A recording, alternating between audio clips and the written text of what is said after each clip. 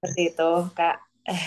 Terima kasih. Oke, oke. Mau perkenalkan diri terkait tinggal di mana dan lain sebagainya atau Boleh, boleh, Kak. oh Mungkin ya, berkenalan tentang Kakak mungkin sekarang apakah bekerja atau misalnya kuliah dan tadi oh, juga mungkin Kakak juga memiliki adik laki-laki juga ya Kak dengan autism. Apakah boleh mungkin diceritakan kayak hari ini mungkin kondisinya di rumah atau misalnya mempunyai pekerjaan seperti apa nih Kak? oke. Eh, saya sekarang sudah bekerja, sudah menikah juga, sama tinggal bersama suami saya.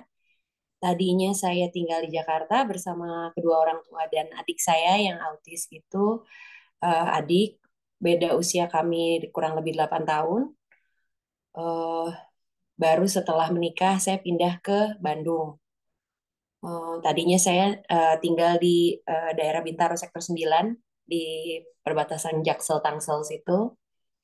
Nah,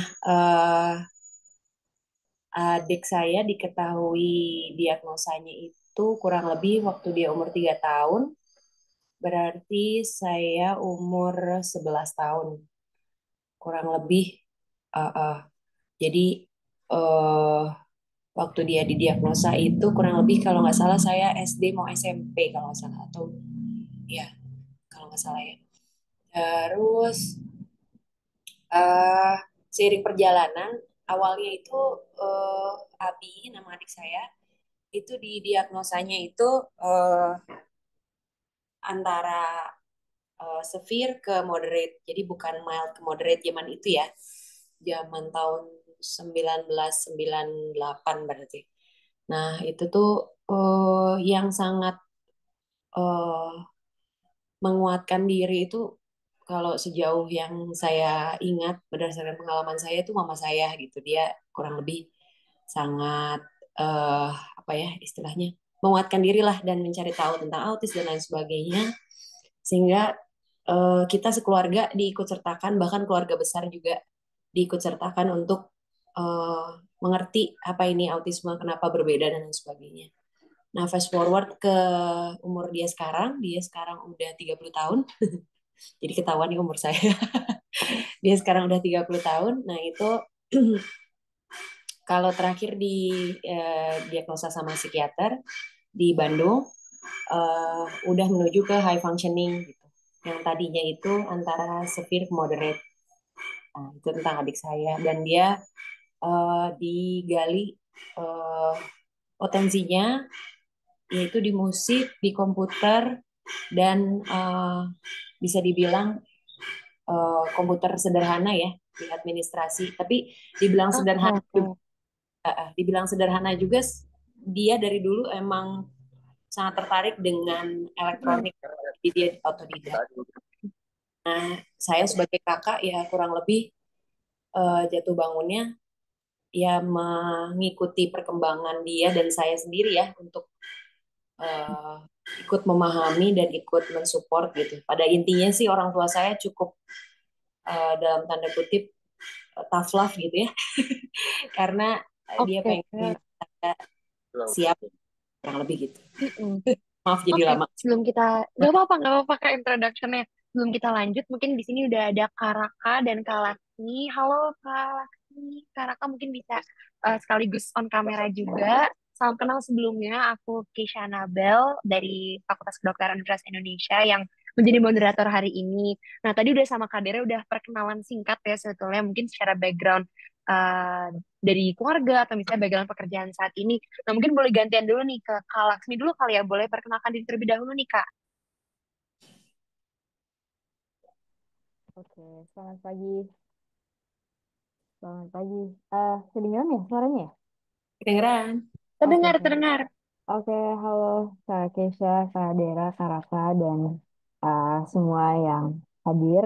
Dan ini, sorry, aku lagi mau nyari backgroundnya, tapi Ih, sorry, enggak, habis ini ya. gimana sih Nggak caranya? apa-apa, nggak apa-apa, Kak. Kita udah tua ya, Kak ya? Nih. Oke, selamat siang. Perkenalkan, saya Laksmi. Saya adik dari seorang kakak yang punya mengidap autisme Asperger. Asperger. Apalagi ya perkenalannya.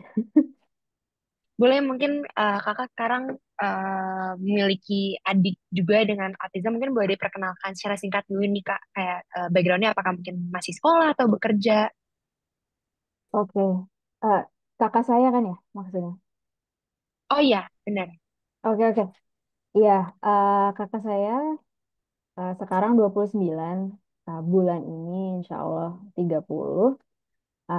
Dan kakak saya itu autismnya, spektrumnya itu Asperger. Jadi high, high functioning juga. Dan alhamdulillah sih udah S1 dan S2 dan sekarang jadi guru.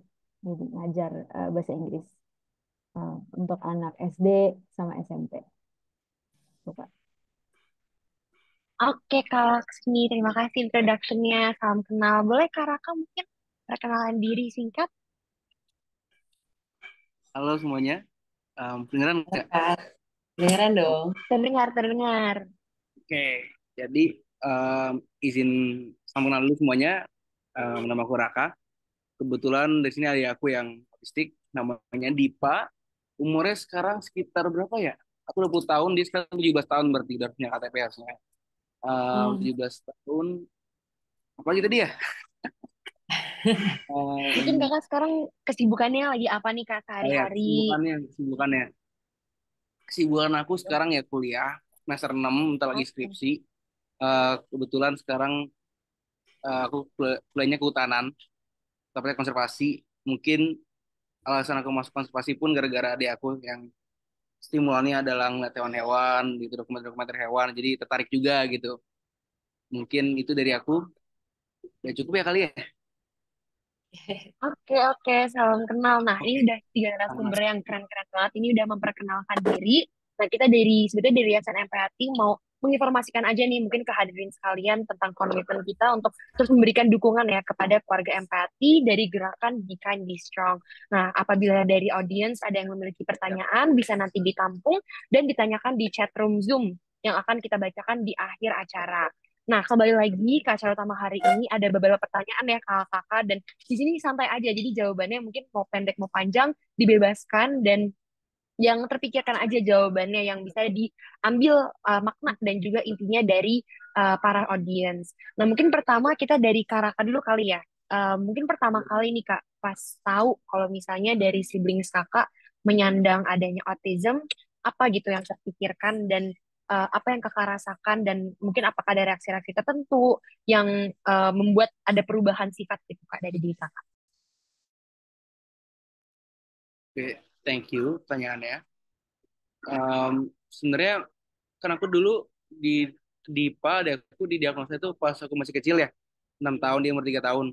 Dan yang namanya anak kecil tuh kan nggak ngerti apa-apa tentang dunia gitu ya. Jadi kalau misalnya ditanya, kayak misalnya apa yang terbesit pertama kali itu, nggak bisa jawab, tapi aku bisa sih tahu, like what I've learned throughout the years, I grew up gitu. Em, Awalnya ngiranya, wah ini adek gue bakal sembuh nih kapan-kapan nih. Karena kata semua orang dia bakal sembuh, tapi ternyata ya enggak. Dan yang terbesit pertama kali pas ngomong gitu, pas orang ngomong gitu ya, gimana gitu. Um, like I wanted to do all these things yang bareng adik aku yang semua orang ngelakuin bareng adik kakak mereka gitu. Dan meskipun ya I never got to do all that, aku belajar untuk beradaptasi aja itu. Untuk belajar kayak still have fun, still learn to give my brother all the best. Dan yang terbesit pertama kali pas mikirin gitu adalah, duh gimana ya, beneran itu beneran tiga Oke, kata oke, itu, duh oke. gimana ya nasib gue nanti Hmm. di depannya, nasib kita semua ke depannya, nasib gue dan adik gue, Mm, mm, mm. and how to cope with all that. Itu yang terbesit, itu yang pikiran aku. Oke, oke, Kak. Kalau mungkin dari Kak Laksmi gimana nih, Kak? Apakah sama mungkin reaksinya atau mungkin ada hal-hal yang berbeda gitu? Oke, mungkin kalau aku posisinya agak beda. Sorry, ini aku nggak pakai headphone, aman ya suaranya? Ya? Aman kok, aman, aman. Karena aku posisinya adik, jadi kan kakakku ada duluan, baru 3 tahun kemudian aku. Eh, jadi sebenarnya nggak ada reaksi sih. Karena mungkin gini ya, mungkin nggak banyak explanation di awal karena ya mungkin aku paling kecil juga. Jadi em, realita aku, dunia aku normalnya ya kayak gini gitu.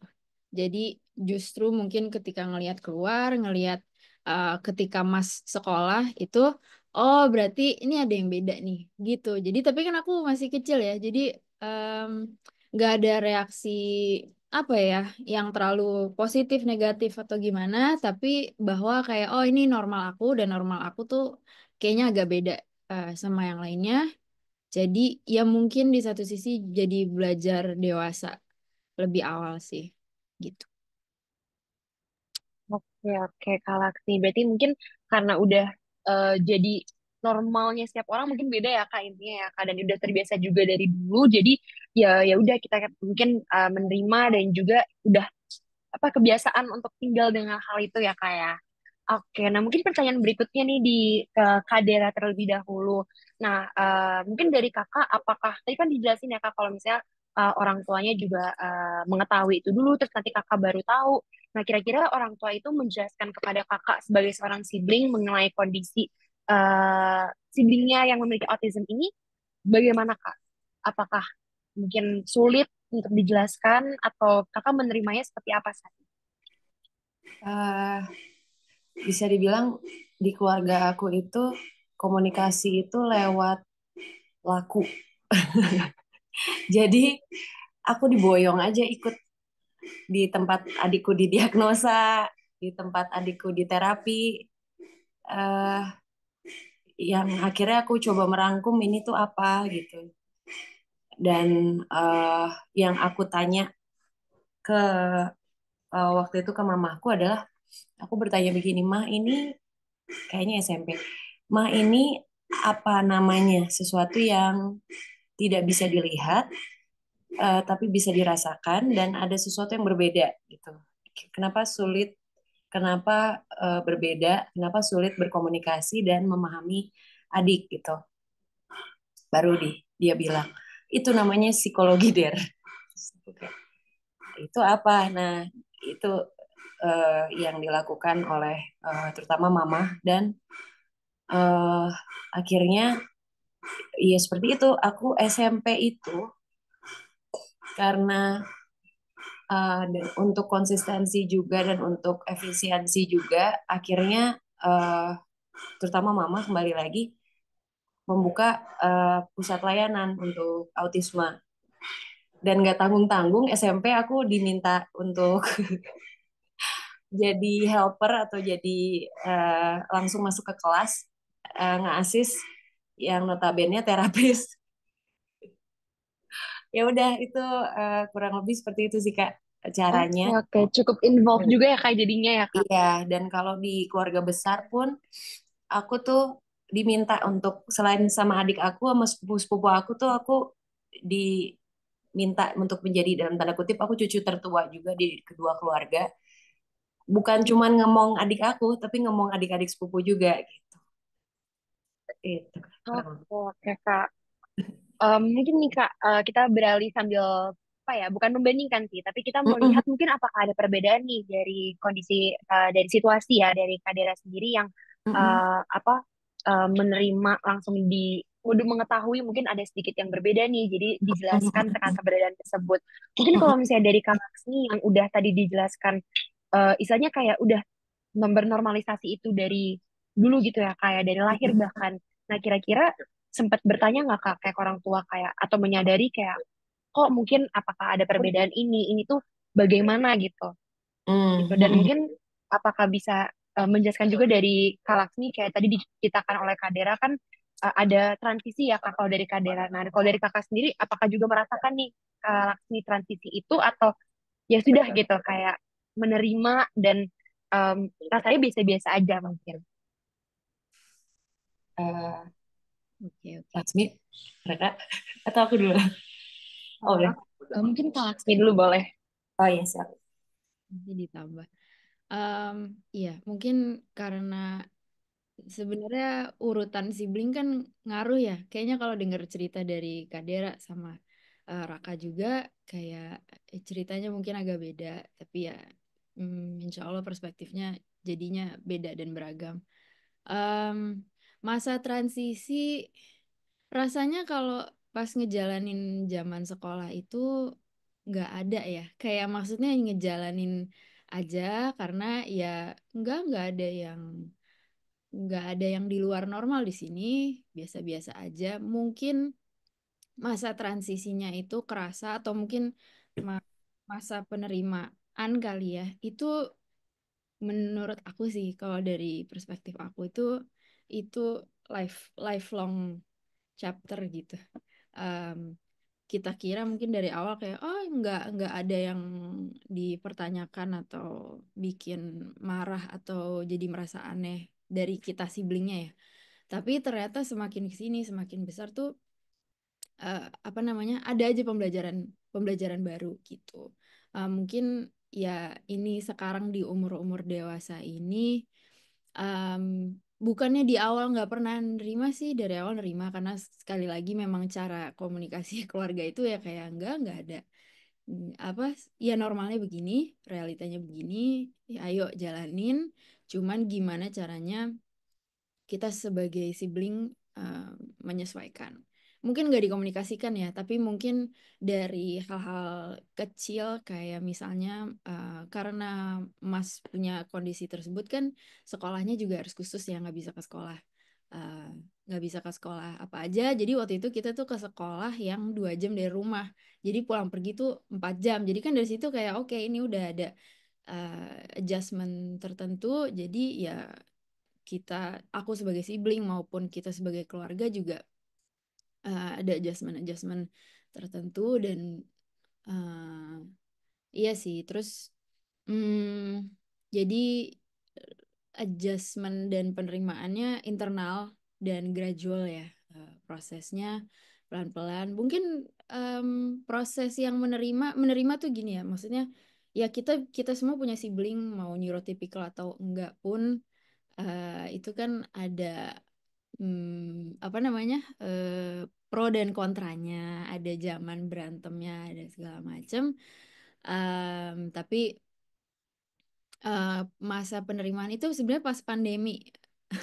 Jadi karena kita kan semuanya stuck di rumah bareng-bareng, bukannya dari nggak menerima jadi menerima, tapi menerima jadi em, merangkul kali ya. Jadi embrace gitu eh, karena pandemi yang memaksakan untuk spend time bareng itu jadi lebih kenal dan apa namanya yang kalau misalnya orang dengan autisme itu mungkin di dunia luar atau society itu nganggapnya agak aneh atau segala macem, kita sebagai sibling itu tugas kita kan memahami ya dan mendukung. Jadi lama-kelamaan itu jadi proses kayak oh um, emang gak ada yang aneh. Spesial ketika orang ngomong spesial tuh emang spesial dalam artian baik in the best way. Jadi aku belajar menghargai emas. Jadi itu dari periode pandemi ke sekarang sih, insya Allah itu semakin merangkul dan embrace dan apa semakin menyadari ini gift gitu, bukan bukan apa namanya, bukan hambatan atau sesuatu yang adjustment periodnya harus berjuang dan segala macam. Jadi itu sih malah pandemi, gara-gara pandemi gitu. Oke, oke. Mungkin yang dari aku tangkap mungkin dari Kadera dan Kak Laksmi, dari kita menerima itu mungkin nggak cuman orangnya aja kali ya kayak. Jadi kalau mungkin kalau misalnya menerima, oke kayak kita iya dan tidak atau misalnya nggak ada rasa hatred, nggak ada rasa apapun. Tapi kita juga menerima mungkin dengan kondisinya yang nggak hanya kita acceptance, tapi kita juga berjuang dan juga untuk bisa merangkul mereka gitu ya untuk mendekatkan diri bagaimanapun itu caranya dari masing-masing individu. Oke Kak, mungkin pertanyaan berikutnya aku utarakan ke Kak Raka ya Kak. Tadi kan Kakak jelasan kalau misalnya pas pertama kali tahu kayak kalau misalnya dari adik ya Kak ya, dari adik Kakak memiliki autism mungkin pertanyaannya kayak gimana ya ini, mungkin apakah akan ada hal-hal yang berubah dan lain sebagainya. Nah, mungkin itu hal yang wajar sebagai kita manusia memiliki insting pertama atau pemikiran pertama. Nah, tapi aku mau nanya lagi dong Kak, kayak tentang pemikiran lanjutan dari itu. Nah, bagaimana sih proses untuk menerima kondisi dari saudara kandung Kakak sendiri yang menyandang autism ini? Apakah dari penerimaannya ada challenges-challenges dalam kehidupan sehari-hari, atau mungkin sejauh ini lancar gitu? Em, Untungnya ya, selama aku tumbuh besar tuh aku punya orang tua yang lumayan tabah dan kuat gitu ya. Dan aku punya tuh sepupu kayak Adera ini yang ternyata dia she's in the same position as me dan dia udah belajar lebih banyak daripada aku dan bisa bantu aku mengerti soal soal masalahnya adik aku, soal kondisi adik aku, dan aku juga lebih ngerti lagi kalau ternyata banyak lagi orang di luar sana yang kayak kita kayak aku dan banyak yang nasibnya enggak maksudnya nasibnya lebih parah lagi atau misalnya they've done a lot of bad things atau mungkin mereka dalam state of mind yang lebih buruk dan untungnya kalau mau dibilang lancar sih lancar banget aku tumbuh besar sama adik aku karena dari orang tua yang suportif dari adik aku pun meskipun banyak rough patches-nya banyak hal-hal yang nggak diinginkan tapi untungnya orang tua aku terutama itu mereka mampu banget belajar dari semua kesalahan itu dan mereka bisa berkembang dengan cepat dan itu juga ngebantu aku sebagai dua anak kecil yang nggak ngerti apa-apa gitu kan meskipun aku juga nggak ngerti apa-apa aku tetap tenang dengan kondisi itu dan aku langsung terima aja gitu meskipun kalau dengan cara orang tua aku ngasih tahu aku kayaknya semua semua siblings relate dengan aku ini pasti ngomongnya ini bukan salah Tuhan Tuhan bukan ini Tuhan nggak mau kayak gini gitu kan sama orang aku juga ngomong gitu ke aku dan aku juga yakin Kak Dera Kak Laksmi semua relate dengan aku mungkin pernah ada orang tua ngomong gitu emang something happen along the way dan kita tinggal terima aja dan accept all the positivities dan aku sendiri belajar nggak terima semua kepositifannya itu semua kelebihannya dan ternyata bener aja ada aku ternyata dia lebih banyak kelebihan daripada kekurangan dan I have to say dan dia menurut aku dia nggak ada kekurangan ya benar kata Kak Laksmi mereka emang special needs on top of that they're special juga buat kita buat diri mereka sendiri juga itu sih lancar banget Oh, selama Kak. aku I couldn't agree more on the last statement nih. Nah, tapi tadi kakak jelasin nih, kalau misalnya ada adjustment yang untungnya juga berlangsung cukup cepat dari keluarga juga, dari kakak sendiri sebagai seorang sibling yang dengan mungkin kebutuhannya ada yang berbeda dari saudara kakak sendiri, apakah pernah terasa terisolasi nih kak atau terabaikan growing up sejauh ini dari kakak sendiri? dari apa aku pernah merasa terisolasi ini aku Iya, boleh cerita sedikit ya, pernah. um, iya pernah aku yakin semuanya pernah.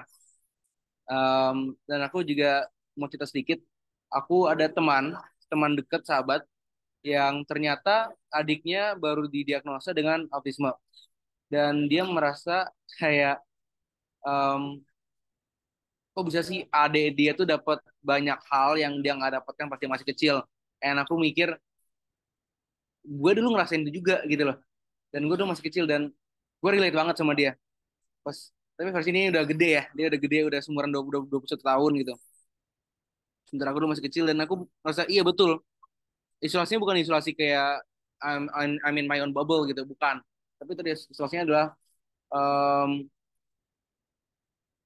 dia bisa dapat banyak perhatian mungkin aku juga dapat banyak banget perhatian pas masih kecil dan I'm so grateful for that I'm so thankful for that tapi aku juga sempat ngerasa kayak ada sesuatu yang beda dari perhatian yang dikasih ke adik aku daripada dibanding aku dan itu pas aku masih nggak ngerti kan mungkin itu isolationnya itu bukan bukan ruang tapi em, apa ya perhatian itu dia katanya.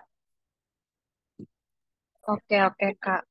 Mungkin dari Kak Dera, apakah ada tanggapan juga nih, Kak? Apakah mungkin pernah merasa terisolasi ataupun terabaikan selama tinggal dengan siblings yang menyandang autism, Kak? Tentunya. Tentunya Di itu hal apa aja nih, Kak?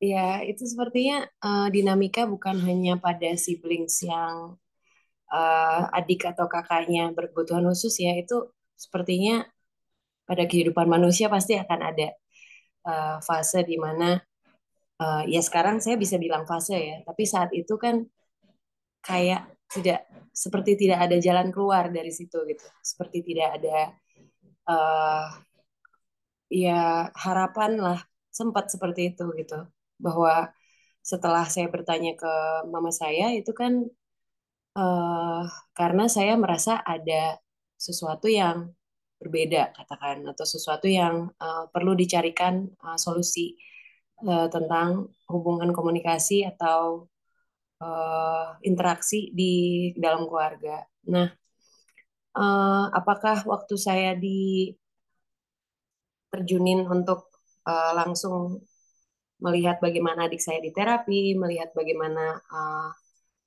apa namanya anak lain di terapi, apakah itu tidak membuat saya merasa apa istilahnya tidak membuat saya merasa kayak nggak siap dan lain sebagainya, itu pasti ada gitu, nggak siap lah pasti saat itu gitu kayak eh, tapi ternyata metode yang dipakai oleh mama saya yang saya renungkan sekarang itu adalah bahwa amatin, rasain, baru pikirin gitu.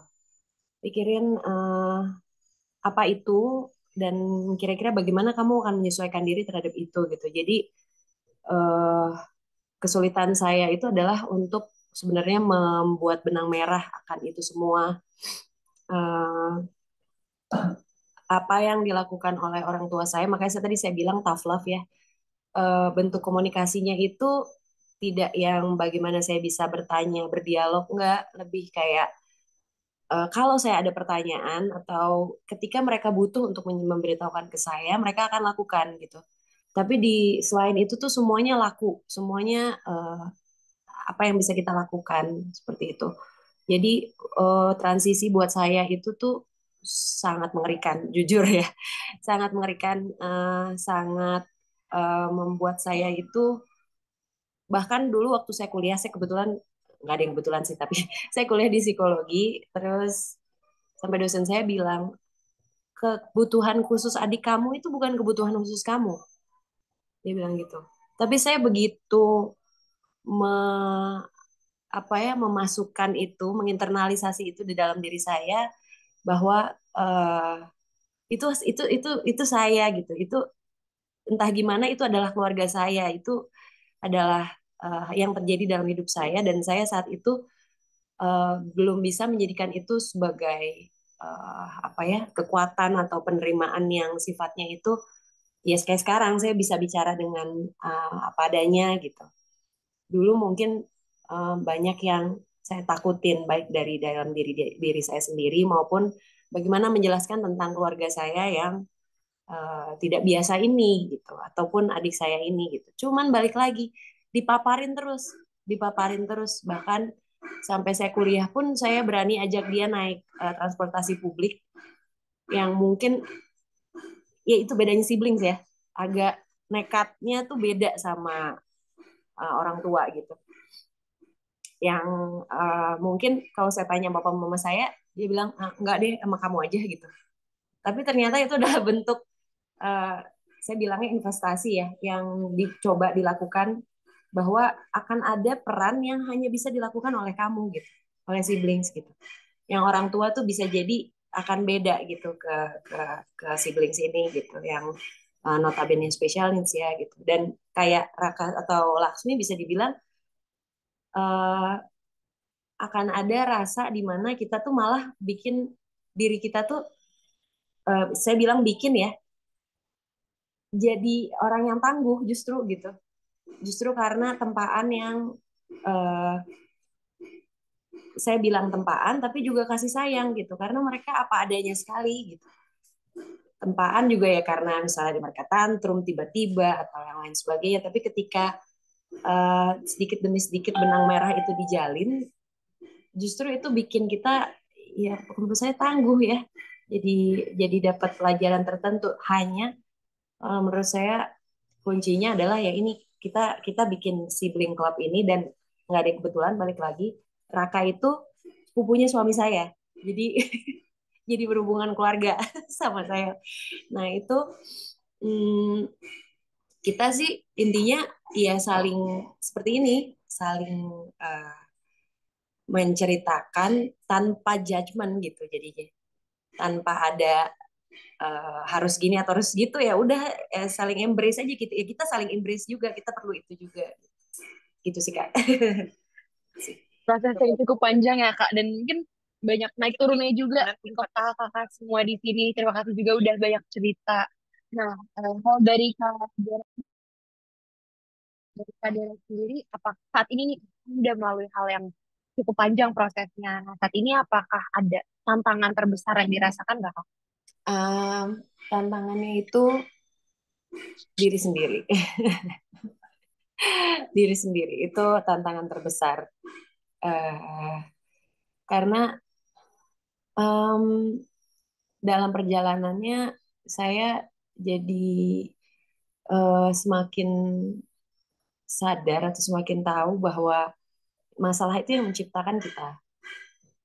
Jadi bagaimana cara pandang saya, akhirnya yang saya bilang eh, membuat menjadi tangguh itu tuh karena misalnya nih adik saya ketika dia suka sekali nginep di Bandung, di sini di tempat saya ini.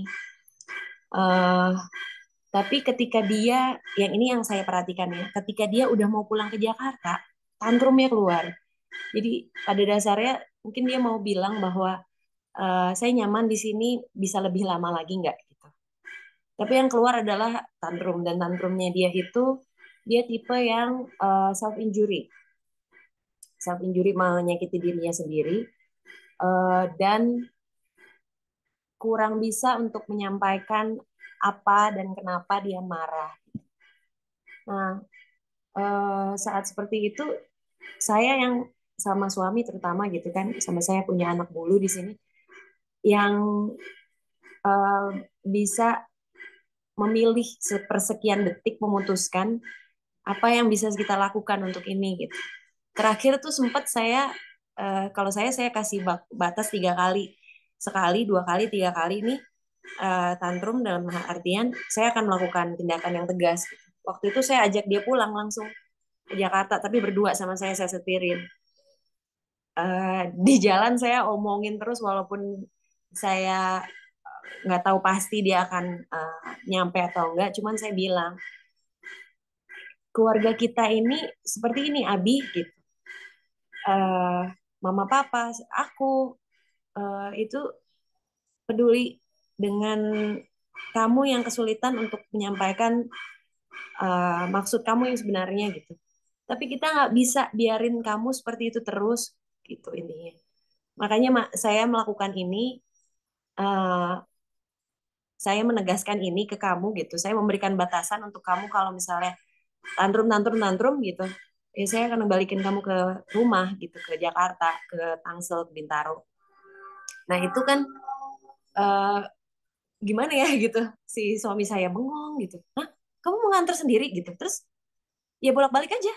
Hah, dia udah yang kayak gitu, kayak gimana gimana gimana gitu kan, nggak apa biarin gitu. Nah itu tuh entah kekuatannya datang dari mana sih kalau menurut saya ya, maksud saya belum pernah bolak-balik Jakarta gitu, dan sampai rumah pun saya langsung drop Abi, papa saya bekelin jeruk, udah saya balik lagi gitu, nggak ada ngantuk, nggak ada apa gitu, jadi kayak adrenalin rush gitu ya. Tapi ya itu gitu, saya nggak marah balik ke dia, tapi saya melakukan sesuatu gitu. Karena kalau dia nggak mengingat itu sebagai sesuatu yang buat kita penting dalam tanda kutip, dan kita nggak melakukan sesuatu terhadap itu, uh, bisa lewat momennya gitu. Dan menurut saya tipe mereka tuh tipe yang orang yang justru dalam tanda kutip apa adanya banget gitu. Dan kalau dibicarain nanti atau setelahnya jauh atau ngungkit-ngungkit itu tuh nggak akan, buat saya ya, itu nggak akan berpengaruh kalau nggak yang pas momennya gitu. Dan itu juga saya dapat ketika yaitu dipaparin sama orang tua dari kecil, masuk ke tempat terapi, ngelihat asistenin, bahkan diminta untuk handle adik saya sendiri dan lain sebagainya. Itu sih. Jadi tantangannya ya menghadapi dia. Karena bagaimana kita menyikapi kan ya kayak akhirnya, dan kita nggak bisa, mungkin ada hal-hal yang kita nggak bisa kontrol juga di luar sana, jadi it goes back to our mindset juga dan perilaku kita. Mungkin dari cerita dari Kak Dera tadi, dari Kak Laksmi mungkin ada yang mau ditambahkan nggak nih Kak tentang tantangan terbesar Kakak saat ini? Oke. Em, Mungkin aku sempat ketemu adiknya Kak Dera eh, beberapa kali ya, cuman mungkin nggak sesering itu, walaupun kita sama-sama Bintaro ya. Mungkin kalau tantangan terbesar karena ya konteksnya kakak aku ini Asperger dan kakak gitu. Kan menariknya itu kakak aku itu di umur dunia kerja.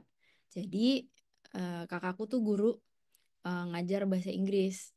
Nah, di awal itu kan ketika ngajar juga kita sekeluarga kan ya sambil berdoa, sambil mendukung, tapi kan di dalam hati kita tuh pasti ada deg-degannya, pasti banyak sekali, lebih banyak lagi hal yang kita nggak bisa kontrol. Dengan Mas juga cara ngajarnya juga mungkin beda dari guru lain gitu segala macam kan.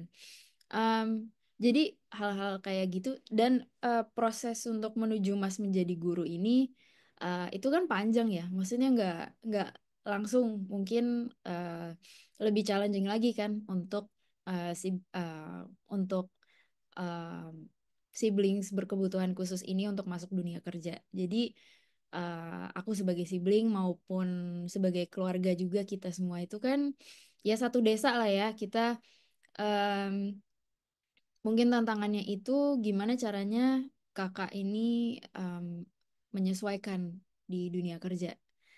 Gimana memasuki dunia kerja karena kakakku itu kondisinya mungkin ya di satu sisi em, cukup normal dibanding em, orang-orang neurodivergent di spektrumnya.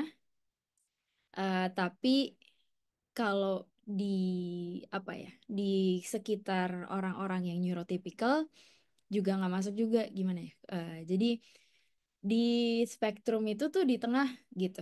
Jadi di sisi positifnya pasti ada, tapi mungkin kalau ngomongin tantangannya itu ya itu di ambang itu, borderline gitu lah ya bisa dibilang. Jadi untuk masuk dunia kerja itu mungkin beberapa kali karena Mas alhamdulillah udah S2 segala macam itu secara CV-nya dan segala macam itu oke, tapi di dunia kerja di luar sana gitu ya, ketika ada psikotes dan wawancara, nah disitulah tantangannya.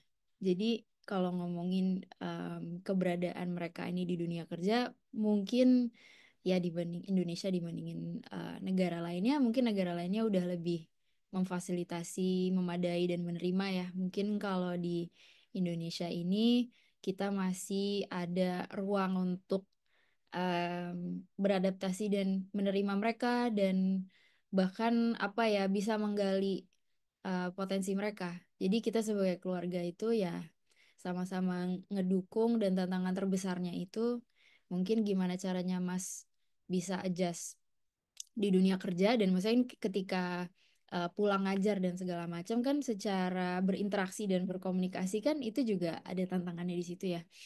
Jadi gimana kita sebagai keluarga, aku sebagai sibling mungkin sejak pandemi juga itu jadi banyak komunikasi dan banyak ngobrol dan misalnya kita habis ketemu keluarga atau apapun itulah itu aku mencoba ngasih banyak analogi sih ke Mas. Misalnya Mas melakukan sesuatu yang mungkin kita sebagai sibling atau kita sebagai orang tua tuh udah nerima, udah biasa, tapi ketika di luar sana, ketika dealing dengan orang di luar, society di luar itu, mereka mungkin bisa kaget atau belum biasa dan segala macem. Ya aku coba kasih analogi. Mas kalau Mas diginiin, kira-kira gimana? Mas mau nggak gitu. Jadi aku banyak ngasih analogi sih, nggak tahu ya mungkin karena aku anak komunikasi juga. Dan aku juga masuk komunikasi juga karena Mas sama juga kayak Kak Dera sama Kak Raka juga ya. Kita sama-sama kuliah tuh di lubuk hatinya juga terinspirasi oleh sibling kita. Jadi banyak banyak berkomunikasi sih karena ya di mas aku di sibling aku itu tantangannya di komunikasi, bersosialisasi, dan gimana caranya dengan skill itu nanti ke depannya yang memang prosesnya ya berproses itu bisa dipakai di dunia kerja dan ya insya Allah diterima di dunia kerja. Oke, Kak Lafwi, terima kasih udah uh, sharing juga tentang banyak hal tadi. Untuk berikutnya mungkin di utara Naka nih, Kak. Tadi udah kita bahas tentang mungkin perasaan-perasaan terisolasi dan terabaikan, dan betapa mungkin adanya proses yang cukup panjang sampai bisa di tahap ini. Dan tentunya mungkin sekarang kita juga masih ada beberapa tantangan di diri kita. Nah, tentunya dari hal itu kita juga mendapatkan hal yang baik juga mungkin dari sibling kita. Kita bisa belajar banyak hal, kita bisa melihat mereka bertumbuh dan berkembang juga. Nah, kira-kira dari kakak sendiri, bagaimana nih kak perasaannya saat melihat saudara kakak udah bisa bekerja dan juga berkarya nih kak Raka?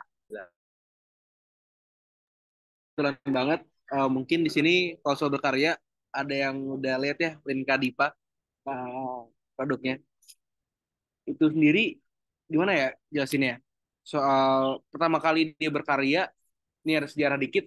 Dulu tuh pas kita masih kecil, Dipa itu sering nyoret-nyoret di tembok gitu tuh, pakai krayon.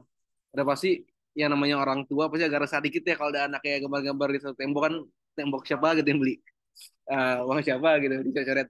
Terus makin lama seingat aku ini ada ibu aku di sini kayaknya deh. Bu, correct me if I'm wrong. Um, Dipa itu dulu coret-coret di tembok, terus untuk ngatasinnya udahlah kasih wadahnya aja gitu kan. Dikasih crayon, kasih spidol, kasih pensil, kasih kertas, terus um, dia makin sering gitu lumayan bagus dulu ya. Sampai sekarang juga pun bagus semua gambarnya.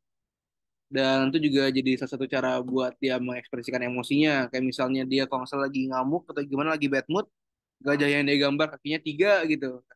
Terus kadang kalau lagi sedih kakinya 2, kalau lagi lapar gimana gitu.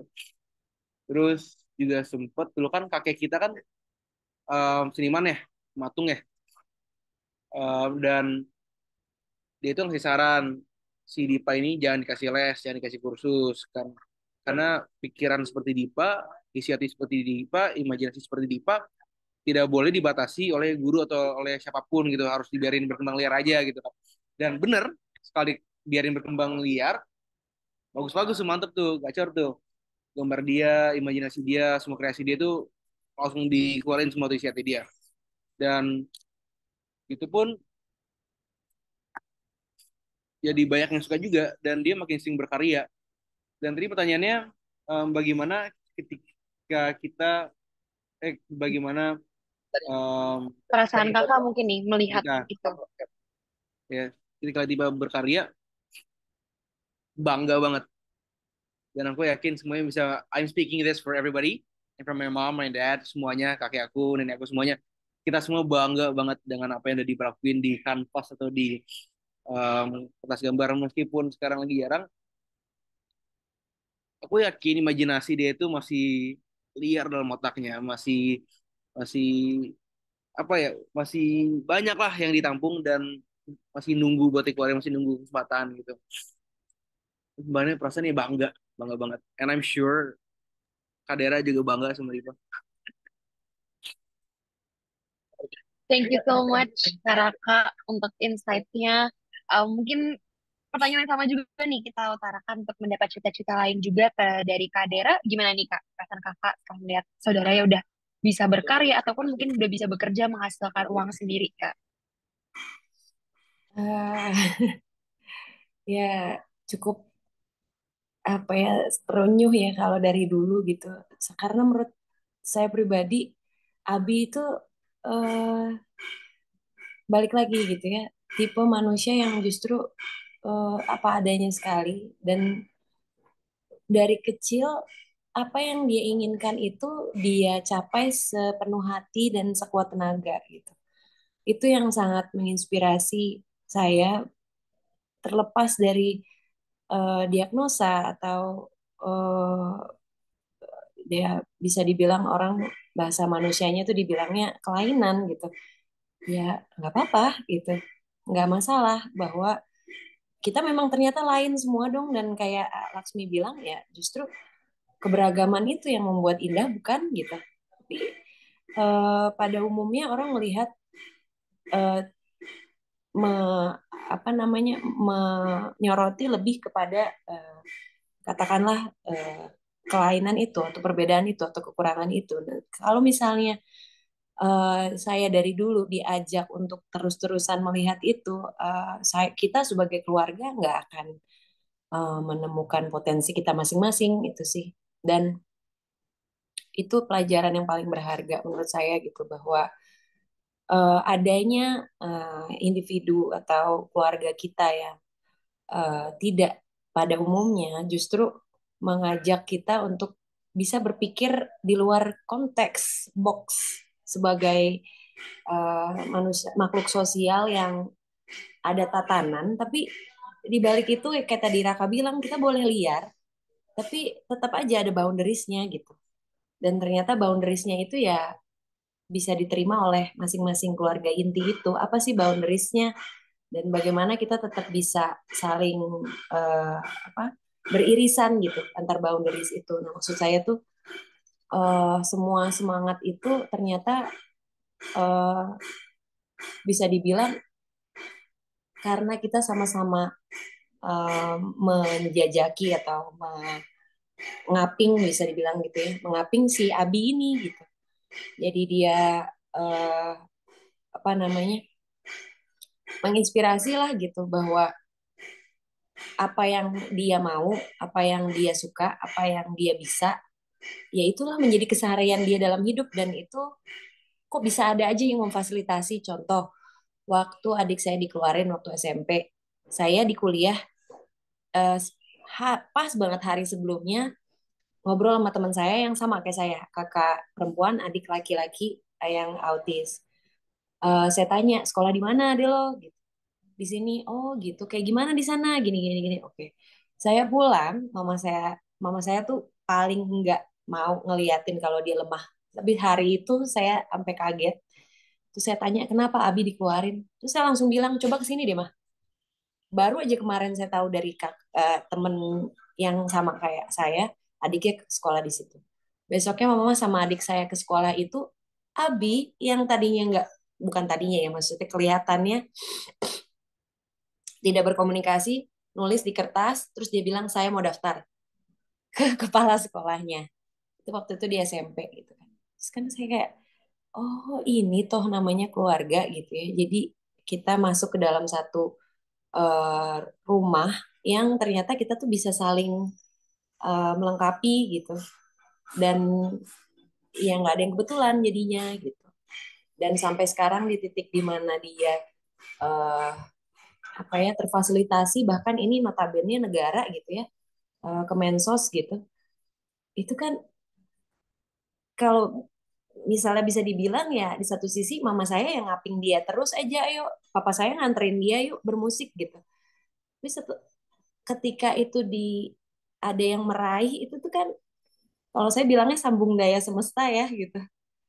Hal yang kalau misalnya kita nggak uh, apa ya mengusahakan sekecil apapun, uh, bisa jadi kita nggak saling sambung gitu. Bisa jadi daya itu berhenti di mana gitu. Tapi ketika itu terus terus terus, dan ya itu tangguh gitu jadinya, dan dianya ya biasa-biasa aja gitu, kayak apa adanya. Cuman kok kita ngerasa kok kita jadi tangguh ya gitu. Kok bisa ya gitu. Kalau si Abinya tuh kayak happy, bahagia, pada originalnya tuh bahagia aja, dan itu yang mengajarkan gitu sih. Terima kasih. Oke, oke, Kak. Terima kasih banyak, Kak, Kakak, untuk sharingnya. Mungkin kita bisa buka sesi tanya jawab dulu kali ya pada para peserta yang mungkin ada pertanyaan, bisa bisa langsung diutarakan saja melalui kolom chat atau bisa mungkin raise hand juga. Nah, mungkin ini udah ada pertanyaan yang langsung ditanyakan ke aku, tapi mau dianonimus aja nih kepada kakak-kakak. Yang pertama, dengan cara apa nih siblings bisa berperan sebagai advokat bagi saudaranya? Mungkin ada yang mau menjawab nih kakak-kakak? gimana sibling saya bisa berperan sebagai advokat dari saudaranya sendiri. Aku boleh mungkin Kak Boleh, boleh Kak. izin Laksmi. Sorry. Kalau pengalaman pribadi, advokasi itu ternyata dengan eh, kitanya tahu diri dulu gitu bahwa eh, kategori autisnya adik saya itu seperti apa. Kemudian eh, apa positif negatifnya dia yang dia eh, pancarkan ya bisa dibilang dari kehidupan sosial akan melihat dia seperti apa, kita atau saya keluarganya melihat dia seperti apa. Nah, sejauh ini tuh buat saya advokasi itu adalah ketika saya berjalan bersama dia dan saya bisa biasa saja. Gitu. Dan kalaupun ada yang bertanya-tanya atau aneh gitu, ya saya bilang apa adanya gitu. Oh iya itu adik saya, dia lagi begini atau dia lagi begitu. Eh, kalau bahasa Sundanya karena saya udah 6 tahun tinggal di sini, saya bilangnya punten ya gitu. Tapi kalau di Jakarta atau di Bintaro dulu deh, saya bilang permisi sambil ketawa-ketawa karena saya langsung coba menempatkan diri saya ke orang yang melihat itu gitu. Kira-kira dia akan berpikir apa? Nah itu saya langsung counter gitu.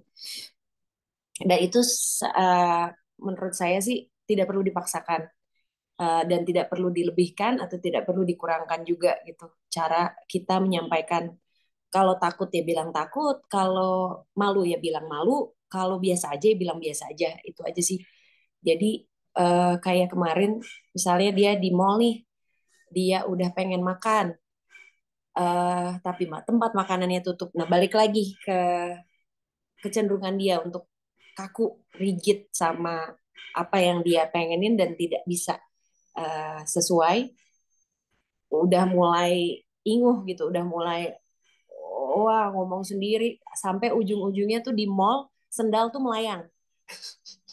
Sendal melayang, lucunya sendalnya melayang ke eskalator. Jadi kita ngajak dia untuk ke atas yuk makan di tempat lain gitu. Karena sendalnya jalan ke eskalator mau nggak mau dia naik ke atas gitu. Terus orang pada nanya gitu, itu ada apa? Oh itu adik saya, dia lagi marah. Saya lagi nunggu supaya dia naik ke atas. Udah saya bilang gitu. Nah lucunya dia akhirnya naik ke atas sambil nangis gitu. Nah ya udah gitu. Buat saya advokasi itu adalah eh, ya menjadi apa adanya aja dengan kondisi itu dan semakin kita setting atau semakin kita kondisikan, kita bisa jadi semakin tidak mengenal apa yang sebenarnya terjadi antara dia atau antara saya gitu. Kalau semakin kita terlalu menyeting ya, tapi kalau kita kondisikan dalam derajat tertentu, di mana kita bisa, misalnya nih, mau ke gunung, misalnya kalau saya di Bandung gitu. Nah itu saya bilang dulu dari awal, nanti jalannya nggak akan lurus, jalannya akan seperti ini. Kalau kamu butuh bantuan, kalau kamu nggak kuat, bilang seperti itu. Dan orang-orang di sekitar sana ya, kalau ngelihat dia ketawa-ketawa sendiri atau gitu, ya bisa biarin aja. Kalau buat saya ya, biarin aja dalam artian sejauh itu nggak mengganggu orang itu, sejauh Abi apa namanya ketawa dalam dalam nada yang nggak bisa bikin orang bising atau bergerak yang nggak mengganggu pergerakan orang lain, eh, ya kita ada di sana aja ngeliatin, ngejagain gitu sih buat saya. Makasih. Makasih banyak Kak Dera. Mungkin dari Kak Laksmi dan Kak Raka ada yang mau ditambahkan untuk pertanyaan ini? Boleh nambahin dikit Kak mungkin. Oke, ya, izin Raka sama Kak Dera. Mungkin nambahin dari Kak Dera nyambung banget karena em, saya berpendapat bahwa bagaimana siblings kita ini orang yang menyandap autisme itu yang society anggap tuh nggak normal, menurut saya itu paling normal dan paling em, paling seutuhnya kali ya ini ciptaan Tuhan gitu. Mereka itu kan apa adanya ya di satu sisi mungkin nggak ada filter dan nggak ada boundaries dan masih belajar dan itu tugas siblings untuk mengajarkan dan membimbing gitu kali ya. Cuman menurut saya dengan keapa adaannya mereka itu luar biasa, luar biasa banget saya kalau mikirnya. Jadi gimana caranya kita mengadvokasi? Kalau menurut saya mungkin dari pandangan saya itu dengan kita siblings ya, itu untuk apa adanya sih. Untuk nyontohin dari siblings kita, mereka kayak gimana kita contohin. Karena mungkin ada beberapa kali, mungkin saya juga sama lingkungan pertemanan saya lumayan selektif ya, karena saya juga jadi belajar apa adanya sih dari kakak saya gitu kan. Karena saya belajar apa adanya eh, dari kakak saya, mungkin seringkali teman-teman saya juga ngira saya polos atau apa ya, terlalu apa adanya dan segala macam. Jadi karena dari perilaku saya yang mungkin saya mencontoh dari kakak saya, seringkali teman saya jadi penasaran gitu. Belajar dari mana sih gitu? Karena worldview, gimana cara saya memandang hidup tuh agak agak beda, dan itu dari kakak saya. Jadi, nah dari situlah saya jadi cerita tentang kakak saya. Saya jadi cerita juga, suka cerita sih kadang ada yang di Instagram dan segala macam tentang kakak saya. Karena dari sikap apa adanya dan seutuhnya penuh cinta tuh, itu menurut saya itu cara jadi advokat terbaik kali ya. Menjelaskan bahwa kayak ya ini memang bukan normal tapi ini spesial gitu. Ini em, orang-orang terpilih aja yang dapat siblings kayak gini, dan bagaimana caranya kita mengubah image dari em, tidak normal menjadi spesial.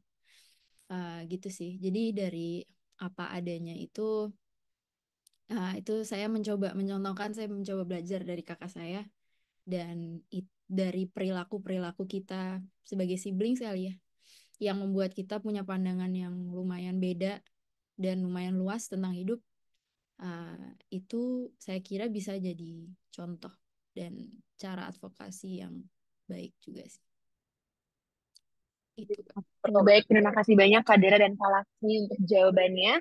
Dan di sini udah ada beberapa pertanyaan nih Kak Kakak. Dari pertama dari Kak FW menanyakan bahwa kita tidak tahu sampai kapan waktu kita di dunia. Apakah ada persiapan yang dilakukan oleh kita atau kalau kita dipanggil lebih dahulu karena mengetahui kita mengetahui saudara kita lebih banyak kekurangan dan bagaimana menghadapi lingkungan yang terkadang tidak menerima dari kekurangan-kekurangan itu. Apa ada mungkin yang mau menjawab terlebih dahulu? Mungkin dari Kak Raka?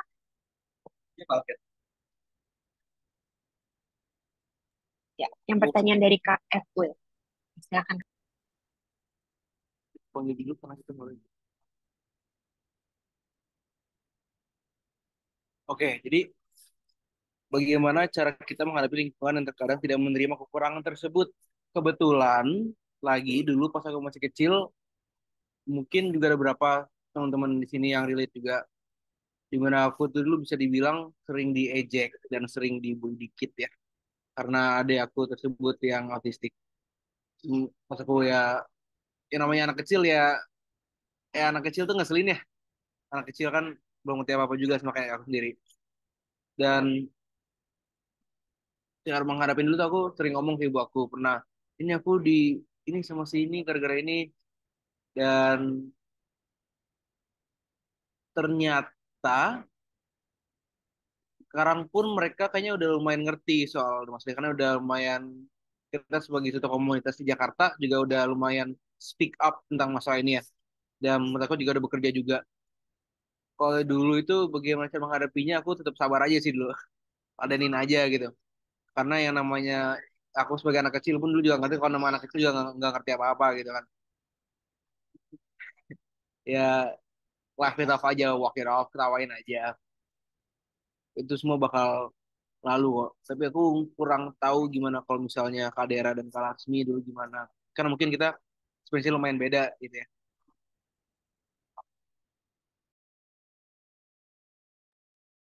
Oke, terima kasih banyak Kak Raka untuk penjelasannya. Apakah ada yang mau ditambahkan dari Kak Dera dan Kak Laksmi atau mungkin mau melanjutkan? Sedikit aja Boleh. sih Silakan Kak. terkait yang Boleh Kak, boleh Kak. terkait usia. eh Balik lagi ke yang tadi Laksmi sama Raka bilang, mereka justru mengajarkan kita untuk berada in the moment gitu, berada di sekarang. Jadi kalau kita khawatir akan masa depan, kita nggak belajar kalau menurut saya gitu, belum belajar. gitu. Dan apakah kita mau belajar untuk menapaki setiap peristiwa itu satu persatu gitu. Jadi kalau kita itu balik lagi ke perspektif kalau menurut saya, apakah kita mau berorientasi kepada khawatiran atau kita mau berorientasi kepada eh, bersyukur gitu akan apa yang sudah terjadi sampai detik ini. Karena bukannya kita tanpa persiapan juga gitu. Nggak mungkin lah orang tua kita eh, apa namanya nggak mempunyai visi ke depan gitu. Mereka mengajak kita hadir aja itu juga udah memiliki visi ke depan kan gitu. Tapi yang namanya setiap peristiwa akan selalu ada uh, dua hal gitu, baik positif negatif, kelebihan kekurangan. Tapi kalau kita tidak menjadikan kekurangan menjadi kekuatan atau kelebihan itu menjadi sesuatu yang perlu disyukuri, ya akhirnya kita akan stuck di dalam momen-momen tertentu yang kita pikir kita nggak ada solusi gitu. Pasti itu akan ada fasenya di mana seperti itu. Hanya uh, ya balik lagi kita malah sebagai keluarga diajarkan untuk kayak sera-sera gitu. Whatever will be. Apa yang akan terjadi terjadilah. Dengan mempersiapkannya itu tuh jangka waktunya yang sesuaikan dengan kemampuan kita. Makin tahu oh kemampuan aku seperti ini. Saya nikah pindah beda kota gitu. Tapi sejauh mana saya tetap mampu untuk keep in touch sama adik saya, sama orang tua saya, bahwa saya itu nggak cuman fisik saya aja jauh, tapi dengan fisik saya yang jauh, saya memperluas cara saya berpandang sehingga bisa melengkapi lagi apa yang dibutuhkan dalam keluarga gitu. Jadi tantangan itu, jadi masalah itu menjadi tantangan, bukan masalah itu menjadi hambatan. Terima kasih. Oke, baik. Terima kasih banyak Kak Deren untuk jawabannya dan Kak Raka. Semoga menjawab ya Ibu atau Bapak yang tadi sudah menanya. Nah, selanjutnya kita menjawab pertanyaan dari Ibu Desi di Tangerang. Ibu dari ASD usia 5 tahun laki-laki dan anak keduanya umur 4 tahun. Nah, mungkin untuk pertanyaan pertama boleh dijawab untuk Kak Laksmi terlebih dahulu. Bagaimana nih mengkomunikasikan kondisi dari abangnya kepada adiknya yang masih kecil? Boleh Kak? Ah, oke. Ini karena berhubung waktu itu aku ditanyain, itu kan jawaban aku lumayan beda sama Kak Dera sama Raka ya, jadi nanti bisa ditambahin. Ya, saya mungkin dari posisi adik, cuman mungkin em, tergantung juga sama kondisi abangnya juga ya di satu sisi. Em, tapi ketika orang tua merasa ada keperluan untuk memberitahu atau berkomunikasi sama adiknya, itu berarti mungkin karena kondisinya memerlukan komunikasi itu kali ya. Ya kan kebetulan dari perspektif saya dulu nggak banyak dikasih komunikasi, tapi mungkin langsung ke aksi gitu kali ya. Langsung ke aksi dalam hal ya unspoken dan implisit. Jadi dari aksi apa action-action kecil seperti ya banyak bolak-balik terapi, sekolah 2 jam dari rumah bolak-balik. Itu kan sebenarnya bentuk dari penjelasan. Dan kalau saya pelajarin dari dunia pendidikan dan otak eh, biologis ya, anak kecil itu, kalau anak kecil itu ketika kecil itu sebaiknya bukan banyak penjelasan, tapi lebih banyak dari perilaku, dari perilaku sih sebenarnya gitu. Karena anak kecil itu belajar dari perilaku orang tuanya, bisa menyerap energi dan mungkin di satu sisi memahami dengan sendirinya kali ya, berproses itu bukan dengan kata-kata. Itu yang saya alamin dan saya pelajarin sih sejauh ini. Jadi mungkin sebenarnya dari action-action yang mungkin dari keluarganya Ibu Desi itu kan mungkin nanti ada keperluan untuk terapi ya kalau saya baca dari pertanyaannya, atau sekolahnya mungkin berbeda dari sekolah adiknya nanti. Itu dari aksi-aksi kecil itu mungkin itu berbicara sendiri. Dan mungkin kalau dari saya sih mengkomunikasinya bukan dari konteks sesuatu hal yang mengkhawatirkan. Mungkin kalau tadi kayak Kak Dera bilang gitu ya, ini sebenarnya tergantung gimana kita melihatnya, gimana kita menanggapinya, dan ya pada akhirnya gimana kita menyampaikannya. Kalau saya di satu sisi ada kelancaran dan kemudahan juga mungkin ketika saya dari kecil terus menjelang besar itu karena bukan dikomunikasikan kondisi kakak saya sebagai sesuatu yang mengkhawatirkan, tapi itu adalah realita dan normal versi keluarga saya. Dan jadi saya berproses sendiri, mendewasa sendiri, pelan-pelan saya belajarnya, dan insya Allah saya percaya sih itu nanti diarahkan Tuhan dan uh, ada jalannya, nanti adiknya bisa paham sendiri. Dan menurut saya bukan dari kata-kata tapi dari perilaku.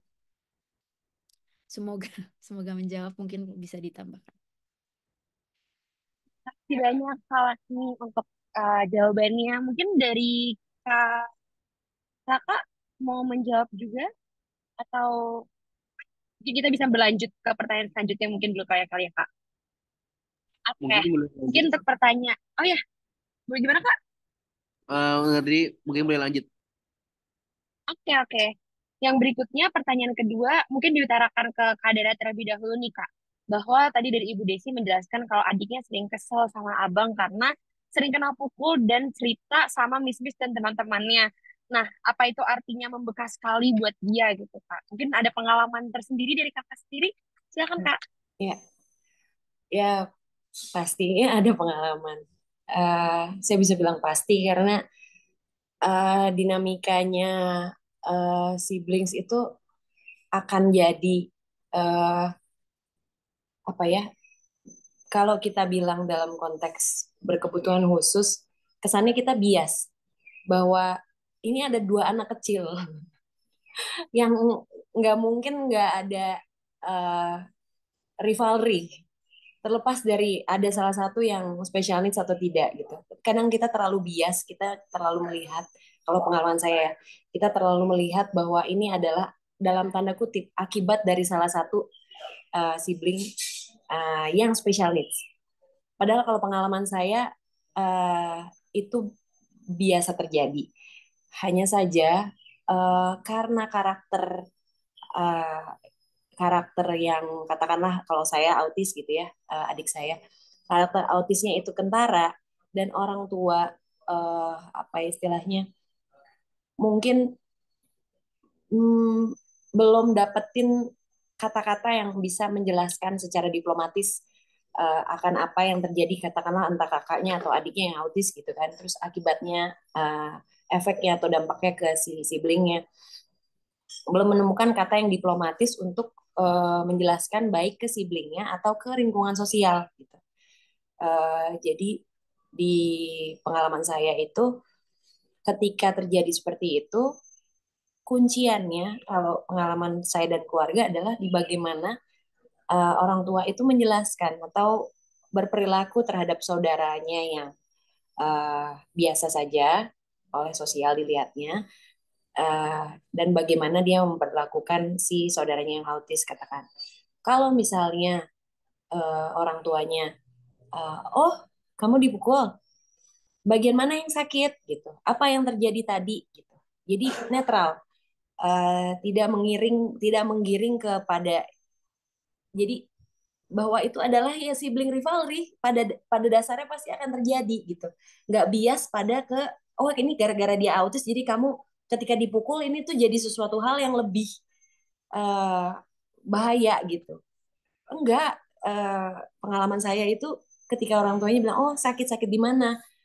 Yuk coba mama bantuin misalnya katakan ngobrol ke ini. Ya bicara aja, itu perlu dikeluarin dari si adik atau kakak itu. Aku sakit nih gitu. Kamu kenapa sih? Nah, walaupun si ininya nggak menyambung katakanlah, tapi pasti dia akan dapetin yang kayak tadi Laksmi bilang energinya itu tuh uh, tidak bohong gitu, nggak bisa ditutupin, pasti akan berasa gitu. Dan yang adiknya jadi bisa terfasilitasi, atau kakak ya salah satunya ya yang biasa atau yang spesial ini keduanya jadi terfasilitasi, dan itu menurut saya eh, laku gunanya orang tua ya. Jadi dia udah kuat dulu gitu dalam merangkul keduanya gitu.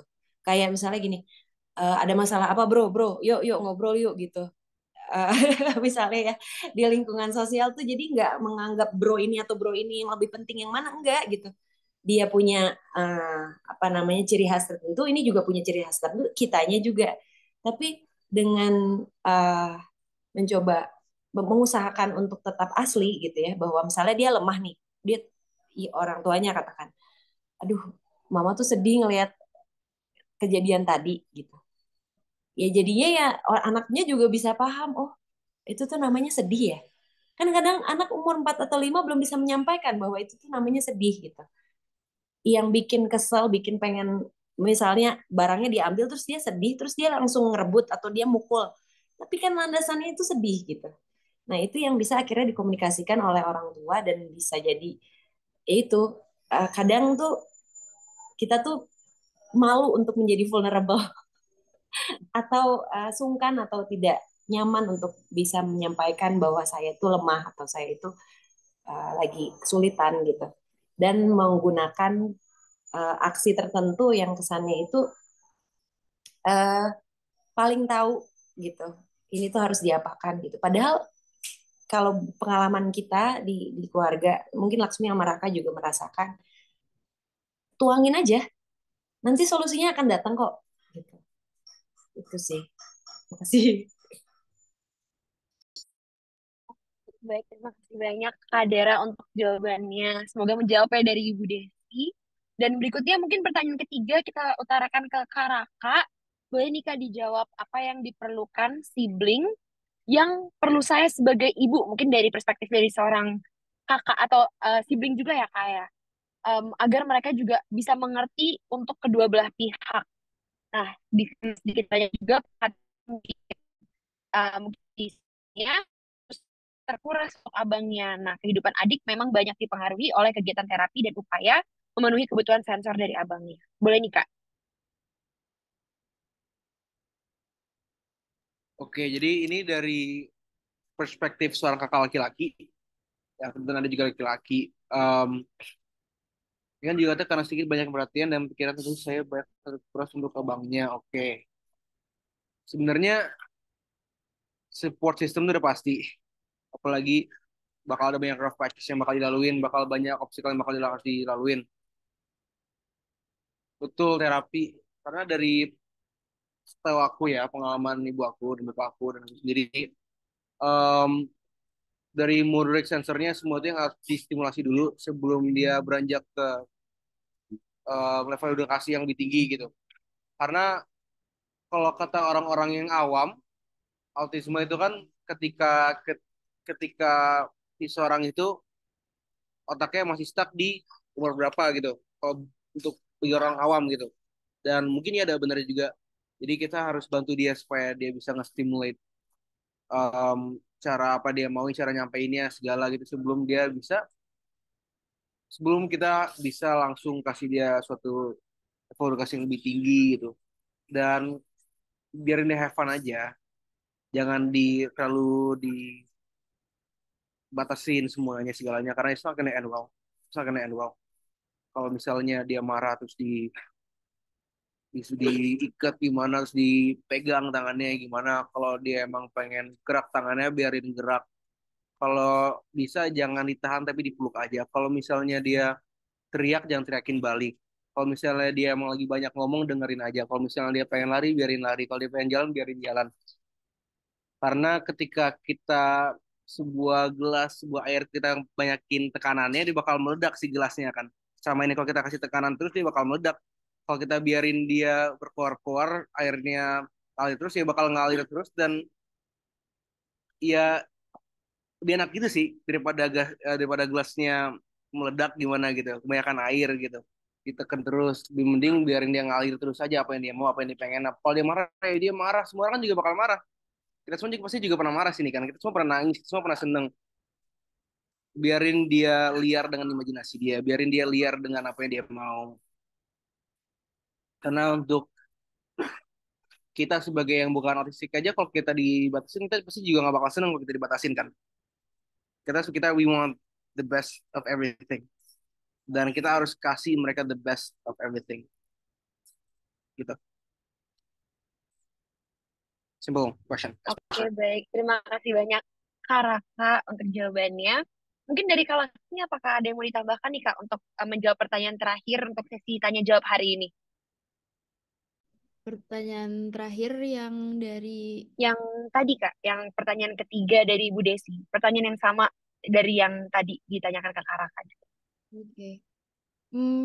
Mungkin bukan ya nambahin dikit tapi kayaknya sama ya, benang merahnya sama Raka. Em, Menanggapinya dengan compassion kali ya. Em, Apa ya, ketika mereka berulah dan mengkomunikasikan apa yang mereka komunikasikan tapi emang caranya itu kita nggak paham ya, kita yang harus effort lebih jauh untuk memahami mereka gitu.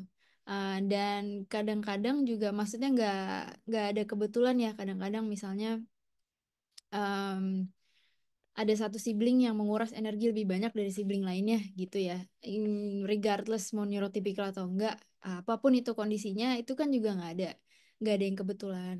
Dan apa yang saya pelajarin, alamin, dan maksudnya ketika berkomunikasi bareng sama Kadera, sama Raka, sama siblings lainnya juga, ya saya percaya tuh nggak ada yang kebetulan karena pada akhirnya, Hmm, misalnya orang tua energinya gede di abang ya, contohnya ya, abang itu somehow dengan waktu, dengan compassion, siblingnya bisa paham gitu. Dan ya sekali lagi mungkin nggak harus dari kata-kata gitu. Kadang-kadang dari perilaku, apalagi kalau misalnya mungkin kita sebagai orang tua menanggapinya dengan compassion, bukan dengan khawatir atau takut atau emosi yang berlebihan, itu energi itu juga nyampe ke ke anak-anaknya. Jadi mungkin sama banget sih sama Raka.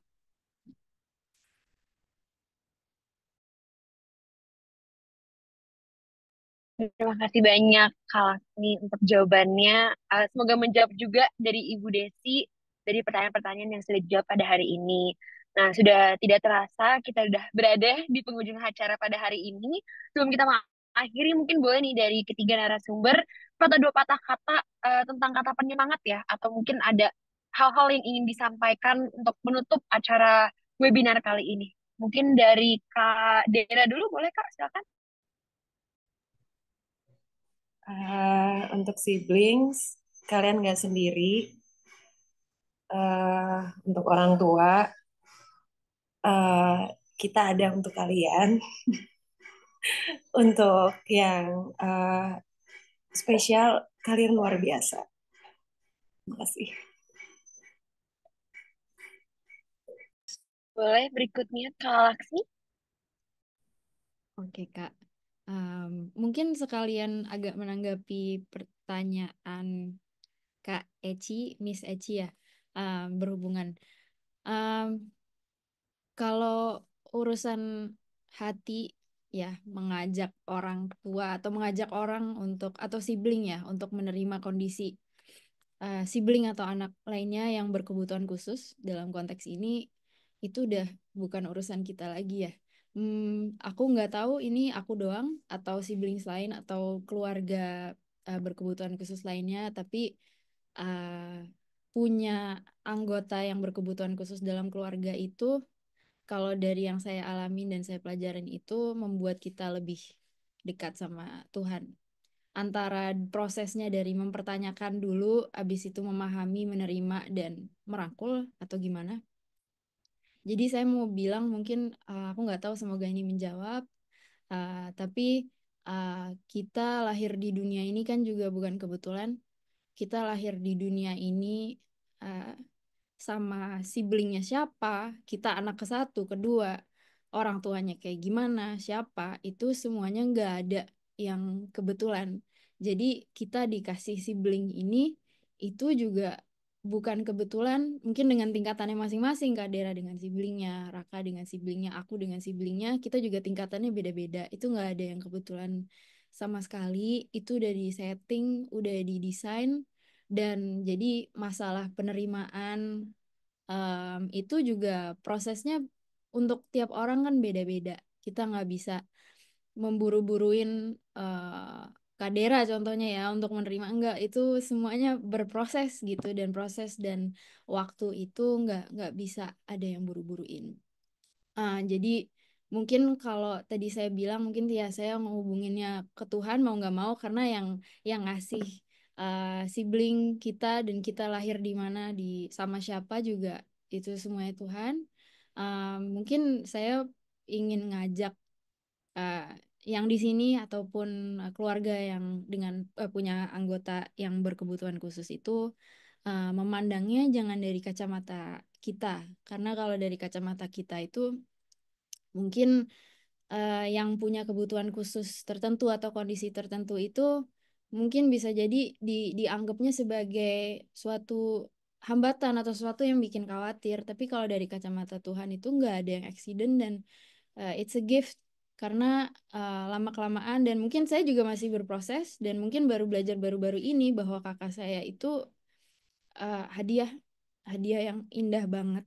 Karena kalau dilihat mungkin misalnya dari awal mungkin keluarga saya kayak gimana dan keluarga saya sekarang kayak gimana, kita lebih sabar, lebih baik, lebih dewasa. Jadi semuanya a gift, dan saya percaya bahwa semua keluarga yang atau sibling yang punya anggota yang berkebutuhan khusus juga eh, insya Allah ya itu nanti ke depannya kalau kita bisa berproses ya untuk menerima dan menyayangi apa adanya dan melihat mereka apa adanya tuh, itu akan jadi gift yang luar biasa buat keluarga dan buat kita juga.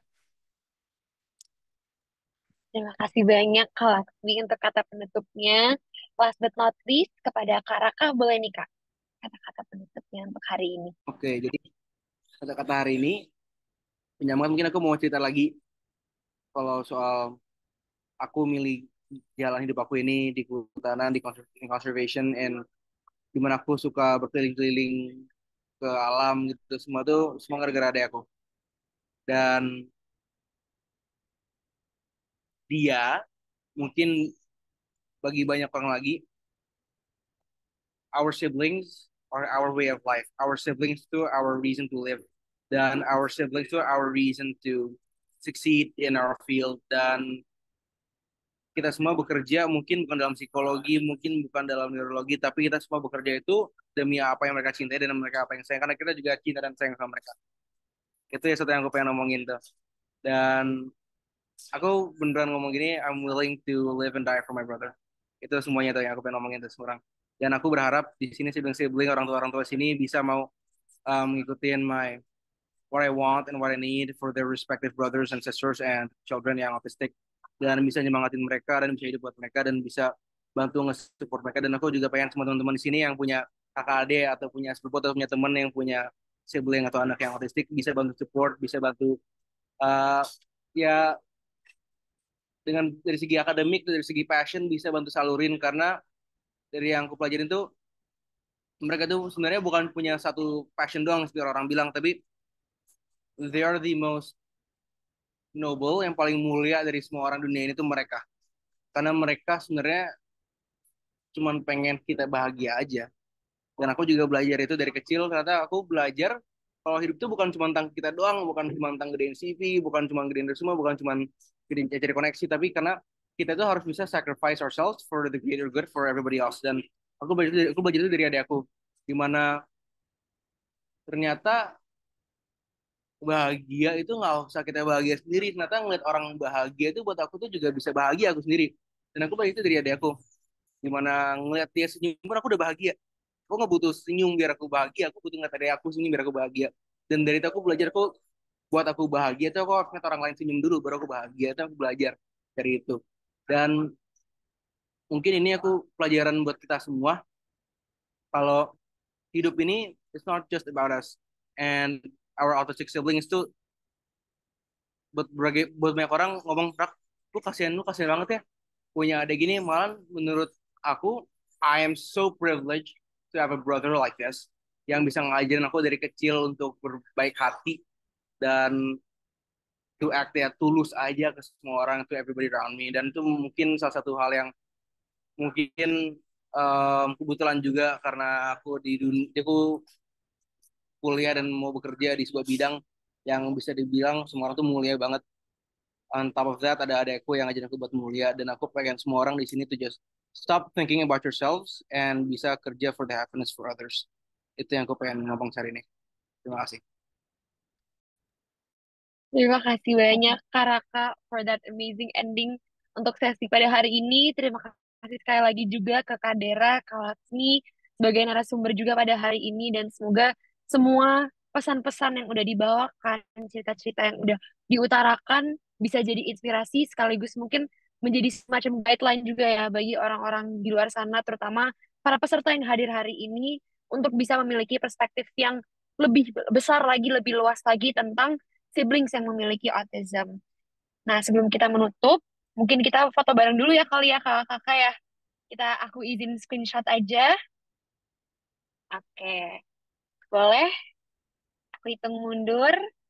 3, 2. Oke, boleh dulu ini pada hari ini hadirin yang mau on kamera dipersilahkan. Kita foto bersama dulu untuk mengakhiri sesi hari ini. Oke, udah. Oke, ini mulai lebih banyak lagi yang on kamera. Halo Bapak Ibu dan teman-teman sekalian. Oke, kita foto ya. 3, 2, 1. Oke, terima kasih banyak kepada pembicara, kepada para hadirin sekalian yang sudah menonton dan berpartisipasi. Jangan lupa juga keluarga Empati bisa mengikuti Instagram Yayasan Empati dan juga TikTok seputar autism untuk informasi lebih lanjut lagi mengenai tips dan penanganan anak dengan autism. Dan terima kasih juga telah hadir pada hari ini. Mungkin sekian dari saya. Apabila ada kesalahan dalam perbuatan maupun perkataan, mohon dimaafkan. Baik, selamat siang. Terima kasih semua sudah hadir pada hari ini. Terima kasih Kak Dera, Kak Laksmi, dan Kak Raka.